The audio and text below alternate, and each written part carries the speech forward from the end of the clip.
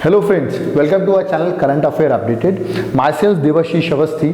As we are continuing with our polity lecture series, this is lecture number 4. तो जिन्होंने भी lecture पुराने नहीं देखे हैं वो जाकर पुराने लेक्चर्स देख लें.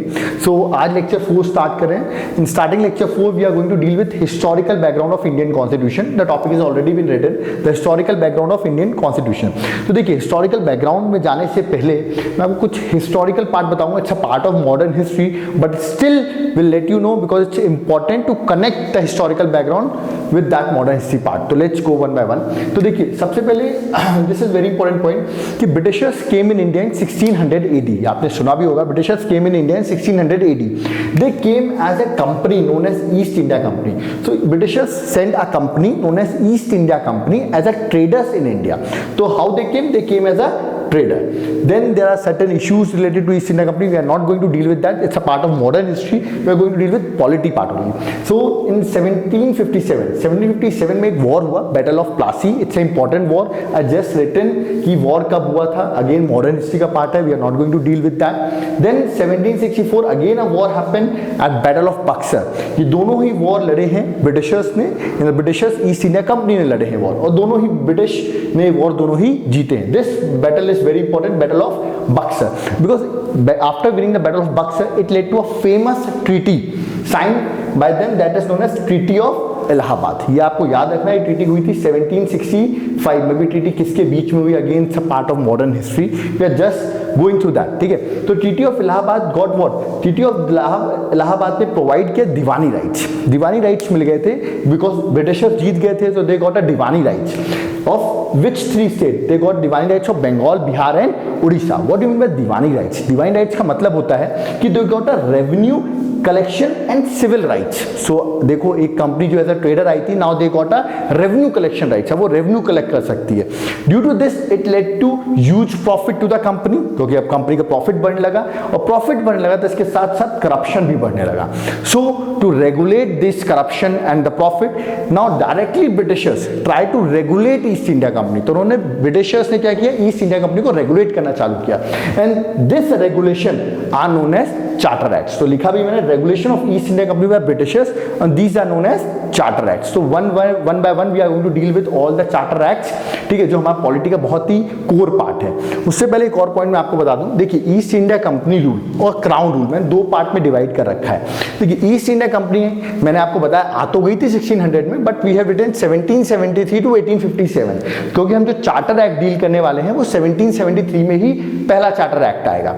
वो चार्टर एक्ट होता क्या? अगेन आई टोल्ड यू कि रेगुलेशन जो ईस्ट इंडिया कंपनी को रेगुलेट कर रही ब्रिटिशर, उन्हीं को कहते हैं चार्टर एक्ट. तो 1773 से 1857 ईस्ट इंडिया कंपनी को रेगुलेट करेगी कौन? ब्रिटिश. आफ्टर 1857 एक्चुअली एक रिवोल्ट होगा. ठीक है, मॉडर्न हिस्ट्री में आप पढ़ेंगे 1857 रिवोल्ट. उसके बाद डायरेक्टली क्राउन रूल करेगा. कौन रूल करेगा? क्राउन. मतलब डायरेक्टली ब्रिटिश विल रूल, है ना, and east India company would be abolished. So crown कब से रूल करेगा? 1858 से 1947. तो हमने इसको 2 पार्ट में डिवाइड कर रखा है. एक है ईस्ट इंडिया कंपनी रूल और दूसरा है क्राउन रूल. इसमें भी बहुत सारे एक्ट्स हैं, इसमें भी बहुत सारे चार्टर एक्ट्स हैं. तो उनको वन बाय वन हम डिस्कस करेंगे. आज का जो हमारा टॉपिक है चार्टर एक्ट में वो है रेगुलेटिंग एक्ट 1773. तो ये किसके टाइम पर आया? यह है ईस्ट इंडिया कंपनी के रूल के समय पर. मतलब it was introduced by directly Britishers to regulate whom? To regulate East India Company. Let's go with the points of Regulating Act 1770. देखिए मैंने आपको सारे पॉइंट फ्रेम में लिख रखा है. You can note it out also. जो आपको इंपॉर्टेंट पॉइंट्स लगे मैं आपको बताता भी जाऊंगा. फर्स्ट पॉइंट इसमें ये था, एक्चुअली पहले गवर्नर ऑफ बंगाल हुआ करता था. क्या हुआ करता था? Governor of Bengal. उसकी पोजीशन को चेंज कर दिया गया. Now governor of Bengal is known as governor general of Bengal. तो देखिए एक वर्ड ऐड कर दिया गया जनरल. तो डेजिग्नेशन क्या पोस्ट हो गई? Governor of Bengal change to governor general of Bengal. तो पहला पॉइंट याद रखना किस एक्ट के थ्रू हुआ है? 1773. सेकेंड पॉइंट, जो गवर्नर जनरल होता था, ठीक है, अब अपन गवर्नर जनरल ऑफ बंगाल हो गया तो उसको असिस्ट करना, मतलब उसको हेल्प करने के लिए एक बॉडी होनी चाहिए. जैसे प्राइम मिनिस्टर होता है, उसको हेल्प करने के लिए काउंसिल ऑफ मिनिस्टर्स होते हैं.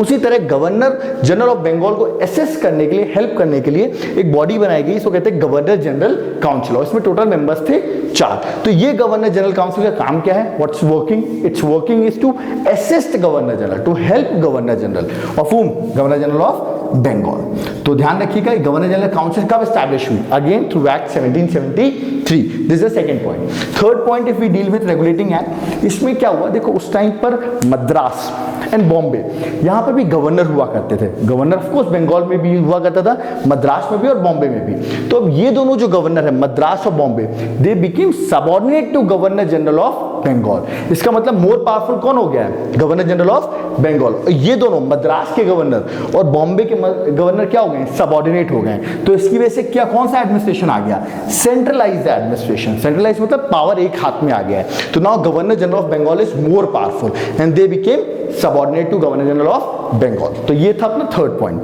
Will go with the fourth point. Fourth point यहां पर ये था, ये बहुत इंपॉर्टेंट पॉइंट है। ये सीओडी लिखा है मैंने, कोर्ट ऑफ डायरेक्टर्स को आप नोट डाउन कर सकते हैं। COD means court of directors. ये होती क्या थी COD, it is a governing body of east India company. मतलब जो ईस्ट इंडिया कंपनी है उसकी गवर्निंग बॉडी जो हुआ करती है उसका नाम क्या था, कोर्ट ऑफ डायरेक्टर्स। मतलब ये रेगुलेट करते थे, कोई भी अफेयर्स होते थे ईस्ट इंडिया कंपनी के तो डील करते थे कोर्ट ऑफ डायरेक्टर। नाउ अब इनको बोल दिया गया था कि now you have to what, report to whom, to British. तो मतलब अब जो कोर्ट ऑफ डायरेक्टर्स हैं, है ना, एक तरीके से ईस्ट इंडिया कंपनी को अब रिपोर्ट करना पड़ेगा ब्रिटिश को about what, about revenue, military and civil affairs of India. तो एक तरीके से देख रहे हैं आप कि किस तरह ब्रिटिश ईस्ट इंडिया कंपनी को रेगुलेट करी। Now they have to report them. तो court of directors have to report them through which act, again regulating act 1773। Will go to the next point, that is point number 5। यहां पर क्या किया गया, जो public servant थे उनको prohibit कर दिया गया, मतलब दे वर स्टॉप्ड। तो we have written prohibited servants of company from any private trade. मतलब करप्शन रोकने के लिए कोई भी प्राइवेट ट्रेड आप नहीं कर सकते, कोई गिफ्ट नहीं ले सकते, कोई ब्राइब नहीं ले सकते। सो दे प्रोहिबिटेड। तो through which act they prohibited the servants of company from any private trade? Answer was Regulating Act 1773. It was to reduce the corruption. Next point will go to the sixth point. Again, this is very important point. It led to the establishment of Supreme Court. तो ये पूछा था, बहुत important question है, आपको prelims में note down कर सकते हैं कि सुप्रीम कोर्ट किस एक्ट के थ्रू एस्टैब्लिश हुआ था। ये सुप्रीम कोर्ट एस्टैब्लिश किया गया था कैलकाटा में। This you have to note down कि एस्टैब्लिश कहाँ हुआ है, कैलकाटा में। और इसमें टोटल 4 लोग थे, एक चीफ जस्टिस था और 3 अदर जजेस थे। 1 CJ means chief justice and 3 other जजेस। टोटल 4 लोग थे इसमें। और ये भी आप प्रीलिम्स पर्पस से नोट डाउन कर सकते हैं। फर्स्ट CJ कौन बना था, चीफ जस्टिस कौन बना था, ठीक है, ये एलिजा एम्पे थे। तो just note down her name, ठीक है। तो this is again very important, ठीक है। आगे एक और छोटा सा पॉइंट रह गया है प्रीलिम्स पर्पस से, मैंने बताया गवर्नर ऑफ बंगाल। तो ये क्वेश्चन आ सकता है, who is the first governor of Bengal.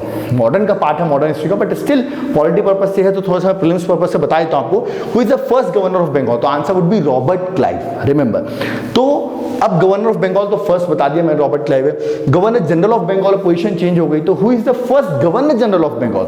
तो answer would be Warren Hastings. You leave these names in modern history, but still in a polity it's important, so we have written in prelims point. So we have done the Regulating Act 1773, जिसमें हमने 6 point discuss किया, आप इनको note down कर सकते हैं। We have done in a point frame to remember the points. It's very important act, और आगे एक्ट्स हम अगली वीडियोस में कवर करेंगे। If you like our channel, like it, subscribe it, share it, and thank you.